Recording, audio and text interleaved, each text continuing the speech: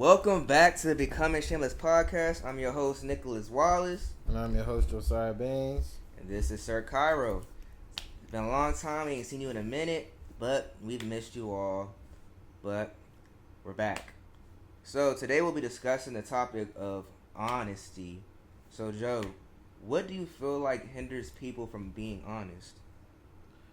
I think it is fear, courage, and fear of people's perception of you, of oneself. How do you think people get to a point where those are the things that hinder them? Like, how did they get to that point? I think society brought us to that point. Mm. I think social media, a big part, especially in our generation of social media. You know what just popped up in my head? What? The in the Drake song "Emotionless," when he was like, she saves pictures from places she phoned to post later to make it look like she's still on the go. Yeah. That jump, like when he goes down the line, of like different instances of like how in our generation we do stuff and fabricate stuff just to make it look good for the eye of social media. And since we were like literally, like Instagram came out like when we were like what, fifth grade? We're in sixth grade. Sixth grade. Mm-hmm. So like we literally growing up with Instagram. So everybody our age is like all social media heads. So mysterious. Yeah. But even then, that's the thing. Like they putting up something that's not real. But I feel like when the first time it was more authentic. Like you go to the movies. Yeah. People would like take pictures in like 3D glasses. Like look what I saw. You know what I mean? Like it was the like count. I feel like the like count really, like the battle of how many likes you can get on a post. Like you see, you post something, you get like 10 likes. You see somebody else, they post, they got like 100. You like, how the fuck did they get 100 likes? That's real. Now that's real. Also, I think I agree with what you say with him for being honest, but I think it shows that we want to control other people and how they view us or how they react to us, and none of those things are in our control. Like, and I think in trying to control how people perceive or react, we're not being authentic to ourselves, and if we're not authentic to ourselves, then we, regardless, can't be authentic to other people, which is really sad because I think honesty breeds deeper intimacy, and I think the problem is, like you said, like with people who are afraid of how people react, a lot of that was, that was instilled in them by their childhood. Like even in a lot of times, we grew up in parents who are like you shouldn't be combative or talk back. And so, like, when you have feelings of displeasure, they may not always be received well by an adult. Or sometimes when a parent might gaslight, like, so you're saying I'm a terrible parent? And it's like, huh? And it's like, because we're trying to avoid a reaction that might invalidate our feelings, we already invalidate them by never expressing them. I think there's, like, different categories, like, with each new conversation in our conversation right here. I feel like there's two like from what you just said, like about parents, like I feel like there's a category where kids were dishonest and they had good parents, and kids who were dishonest and they had bad parents. Yeah. Like when there's a good parent in the scenario, like I feel like where kids are like dishonest because naturally we want to get our way. Yeah. And we want to get something, and we try to find a way to get what we want, and that can either be by like manipulating or like lying or deceiving and not being honest. And even if we feel like we're going to disappoint the good parents or even bad parents, like we don't want to disappoint, somebody who raised us naturally. Like we just want to seek pleasure and avoid harm in general. So me and him talked about this before, and like if you go to James, it says the root of all quarreling is wanting your own way. And I think we think about that sometimes externally with other people, but I think that could apply to the inner world within ourselves. Even with honesty, like we want our own way. So I may not be completely honest because I may not receive whatever I want, whether it be from an authoritative figure or a peer or a romantic partner.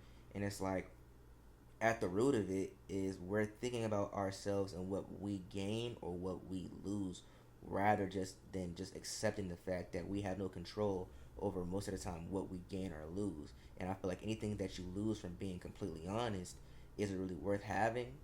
Anything that you gain from being honest is probably worth having. Mm-hmm.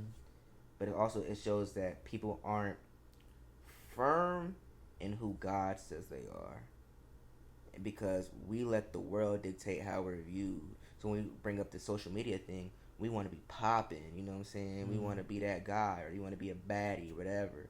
And so you're trying to create an image and a likeness of something that isn't authentic, because you feel like you may not be fully received or liked unless you present yourself as such things. And it's like, really, there's no need for it, because when you really break it down, why would you want to prove from people who aren't honest with themselves? They don't even like themselves, so why do you care for them to like you or accept you? There's so many like nuances, I feel like, there to this honesty conversation. What do you feel like is the model of, like, what is somebody who lives an honest lifestyle? What does that look like? I'm gonna break it down and make it simplistic. So the scripture talks about let your yes be yes and your no be no. I think we could break down an honest lifestyle to a bunch of yes and no questions. Like, you ever seen the decision chart? I think it's really being honest with yourself. I feel like when we do things, so say like if we're talking honesty in regards to showing up or sacrifice, ask yourself yes or no questions. If I show up, will I be able to come here and have an energy that doesn't take away from the room? The answer is no. Don't commit to it. Say no. If I have to show up and I'm gonna be dreading it the whole time, and I'm gonna be critiquing, or I'm gonna be, you know what I'm saying, complaining, the answer should be no. If I can't give a firm yes, my answer should what? Be no. I think that's what we should do. Like, default to yes. Make everything default back to yes and no questions. Because when we try to rationalize things, I feel like people, they talk for two reasons: to justify themselves and to make themselves feel better. But when we get to the point of rationalizing things, you'll trick yourself into doing something you know you shouldn't. But the purest way to be honest is simply make it a yes or a no. If you do this, will I be okay with that? No. Okay, I won't do it. If you do this, will I be okay with that? Yes. Okay, that's cool. Would God be happy with that? No. I'm not going to do it. Even with ourselves, before we speak, if I tell this person this, will I be okay with this? Yes, say it. But also in addition to that, we need to distinguish harm and hurt. Well, I was reading my book. It's called Boundaries. Y'all should pick it up. It's like red with a pencil, but yeah. And they were talking about people don't know how to distinguish between hurt and harm. Where if I'll take you to a dentist, right, and they're gonna be cleaning your teeth, it's gonna hurt. They might poke you, might bleed. It hurt, but it didn't harm you. Your teeth are getting clean.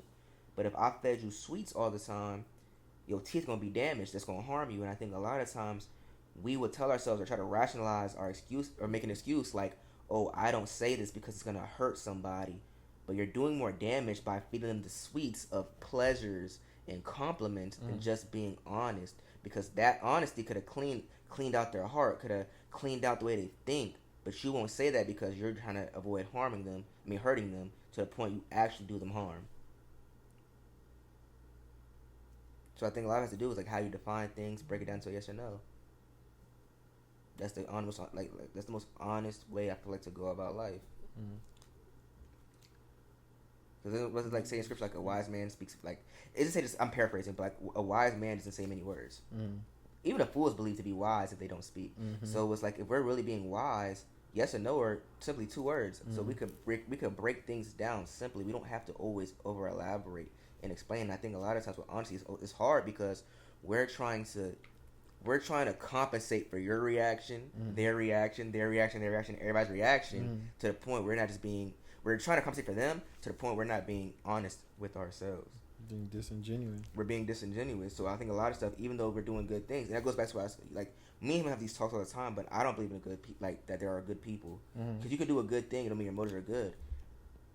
There's such thing as an honest yes and a dishonest yes. Which a dishonest yes is me saying, Joey, I'll do that, but the whole time I'm complaining in my heart, I'm regretting it. I am begrudged. You know what I'm saying? I don't want to do it, but I just gave you a yes, and I'm just, it's kind of like a here dang type thing. Versus honest yes is like, I'm doing whatever from an abundance and an overflow of love. And it's like, yeah, so that's what I think the answer is. Break it down to yes or no. and defining it. What you think? I view honesty as somebody who has the self-awareness and the emotional intelligence and the spiritual sensitivity It's good. to be able to conduct themselves in a way that is genuine and true to themselves and to others. So like something that I've really been trying to do better at on the honesty subject is finding a space in a group of people where I am completely honest about everything in my life. Like A safe space, yeah. especially with men, there's so many things that we do and we go through our day to day that we're just not like honest with people outside of ourselves, and so it's really powerful to be able to go to another male, especially as a male, and to say like I'm really frustrated today, or I'm really frustrated about this situation, or I'm My really feelings sad were about, hurt. yeah, my I feel feelings, that's what men need to hear the most. Like, yeah, my feelings were hurt, and yeah, I'm like, this hurt, this made me sad. yeah, I'm sad. It hurt my yeah, feelings.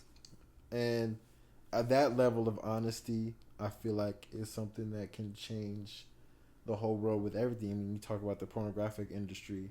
Like, if men were honest about where they're at in their head, I feel like there is 100% chance that men won't struggle with porn.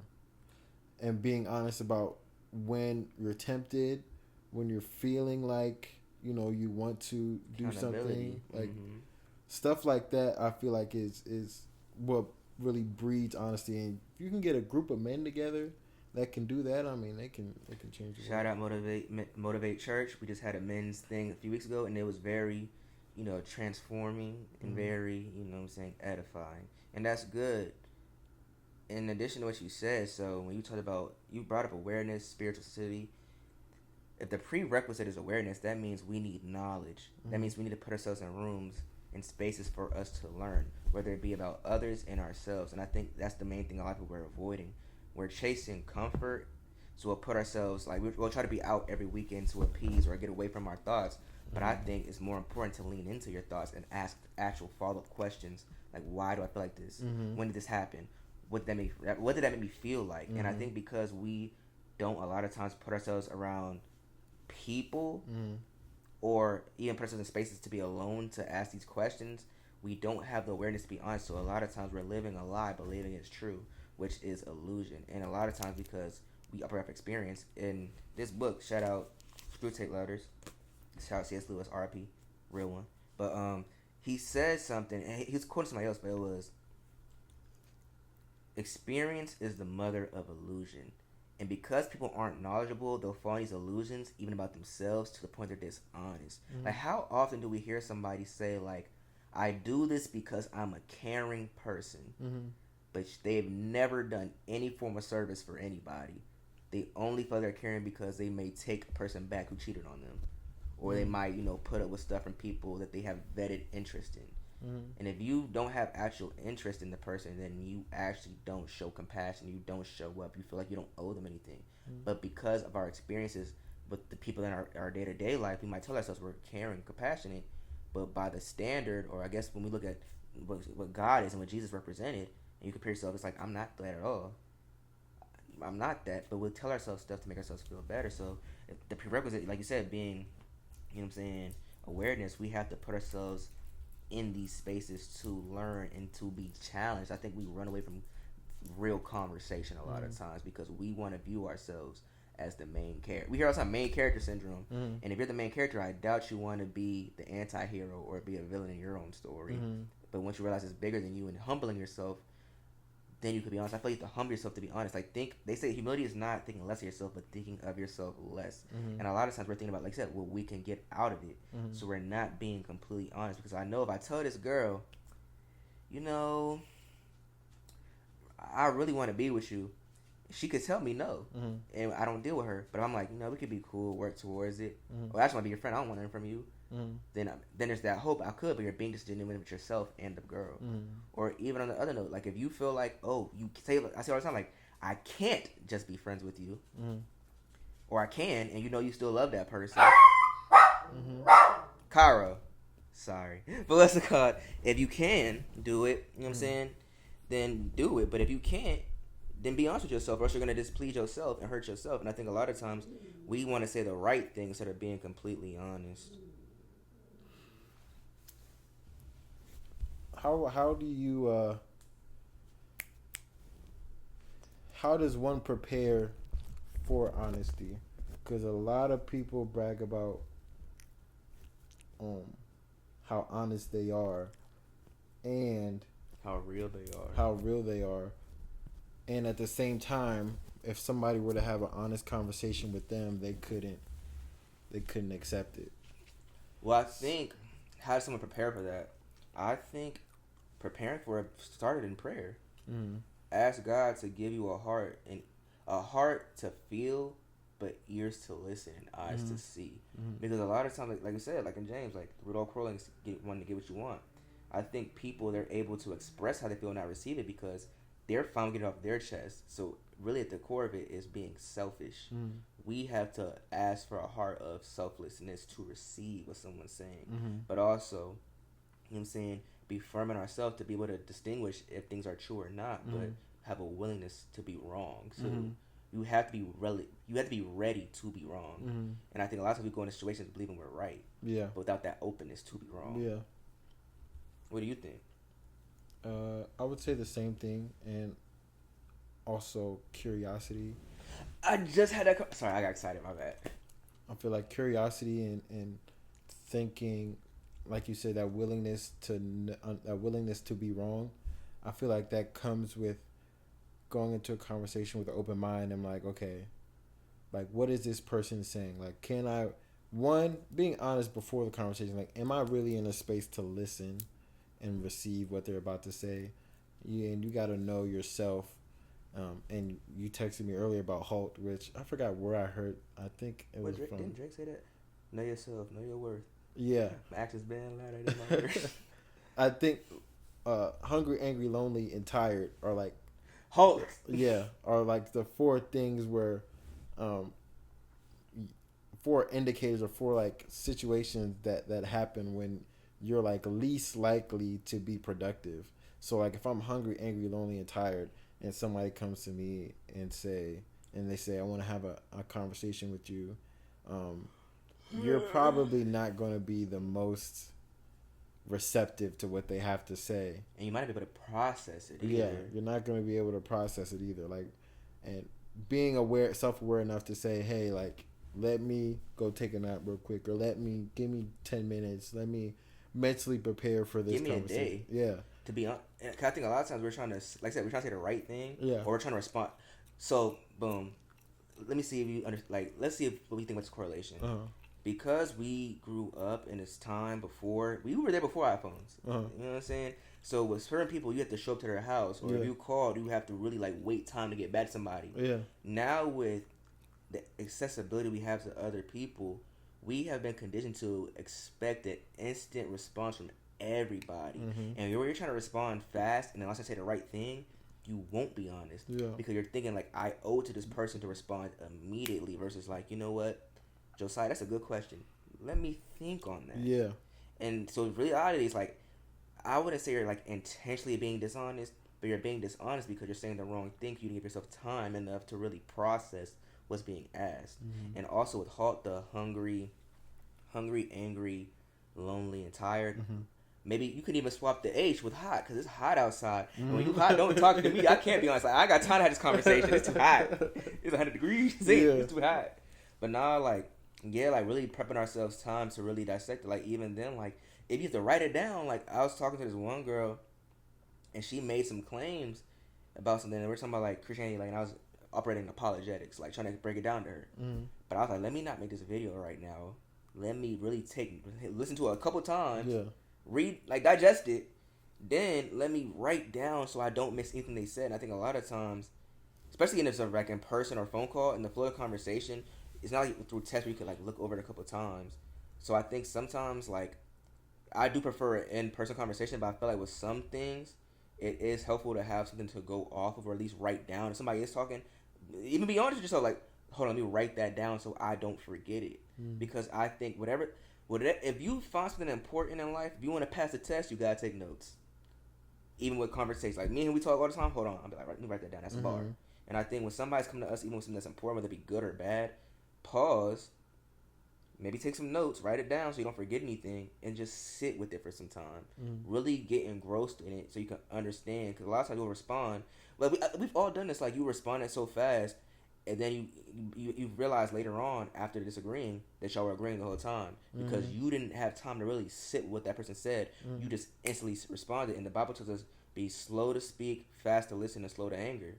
So if we got to be slow to speak, that doesn't mean just wait 30 seconds or let them, doesn't mean just wait till they finish what they're saying. Sometimes that could be simply sitting with it for a day, a couple hours, a couple weeks. Just sit with it. Especially if it's a very touchy topic.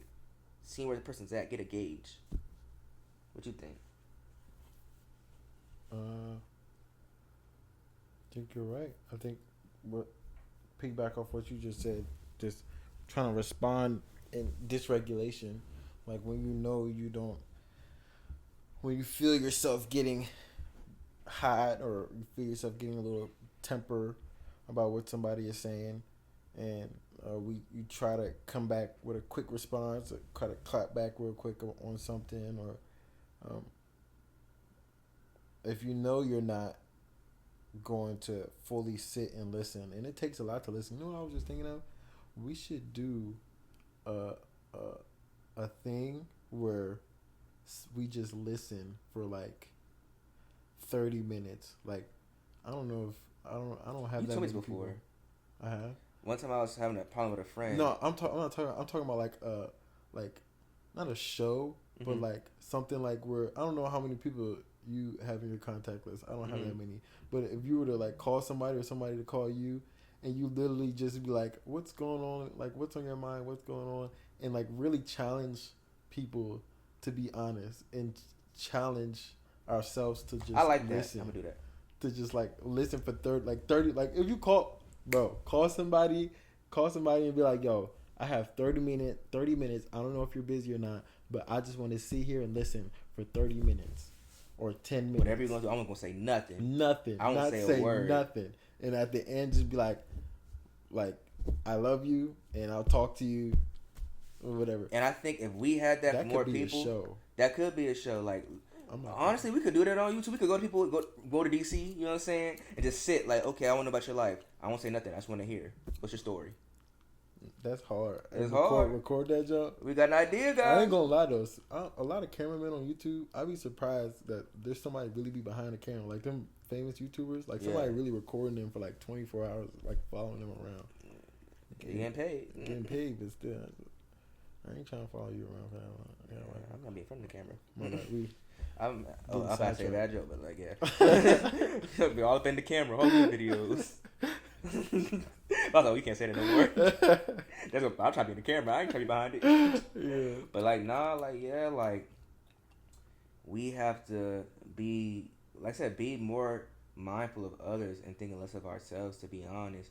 But also, like I said, being honest. But and the most important thing is be honest with God. I think a lot of times when we talk about saying the right thing, we apply that to our relationship with God. So a lot of times we don't see a lot of progress in our lives or in our faith walk or just in general because we have translated how people react to how God reacts. And God wants you to confess. He wants your companionship. He wants you to be honest. Like, we see all the Psalms, David in a mess. He sad, happy. He talking about offing people. You know what I'm saying? God, get them. You feel me? Like, I'm afraid. And I think that's how we should go to God. Like, a lot of times we'll be like, God, I trust you in prayer. And I was talking about this the other day. Like, but we should be honest. Like, our actions going to show it. Faith that works is dead. God, I know I should trust you. I know you are worthy of being trusted, but in this moment, I don't trust you. God, I know you said you didn't give me a spirit of fear or anxiety, but a power, love, and sound mind. Give me the courage to operate in that power that you told me about. And I think when we are honest with God in our prayer, then we have more room for growth and a bigger capacity to be poured into, so we have overflow. But a lot of times we're disingenuous and dishonest with God because we're trying to not offend God, because how we navigate our relationships is like, I don't want to say it's this person because they might take it the wrong way. But God already knows, and He understands. He's not going to take it the wrong way. Just be honest. Just be honest. And be honest with your struggles. And I think, like you said before, like with men being honest groups, like, what do you struggle with? Are you struggling with lust? Are you struggling with money? Are you greedy? Are you struggling with, you know what I'm saying, vanity? Are you struggling with a lying tongue? Like, I think if we were just honest, like, okay, like myself, like I know sometimes I struggle with people pleasing because at the core I struggle with insecurity.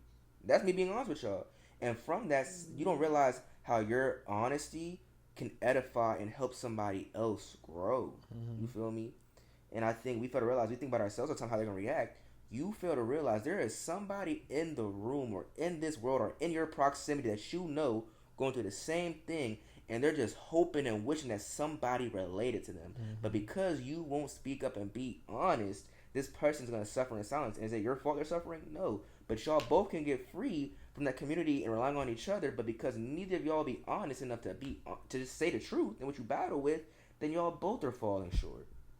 It's important. Your honesty doesn't just benefit you. And a lot of times we make it by ourselves, preservation of self. But your honesty, your yes, your commitment, it benefits and helps other people. Be honest. Let's just be honest. Let's just be real. We listen and we don't judge. We judge righteously. We judge righteously. We listen and we judge. But yeah, and even then when it comes to like honesty though, when we're looking to be honest with others, stop going in with the mentality of looking for affirmation or validation. Your feelings are valid no matter what.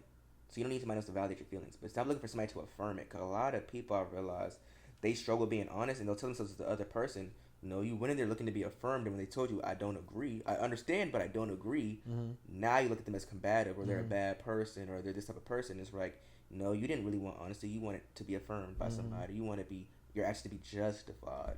And now you're displeased, and you make every excuse in the book of why you don't. See, that's why I don't like talking to nobody, because people, and it's like, no, you don't care about honesty. You're fine with being honest, but you're not willing to receive it, as you said before. Give and take. That's good. Yeah. You got anything else? You got anything else? You was barking earlier. Be very protective. Well, that was Becoming Shameless Podcast. Till next time. See y'all. Peace.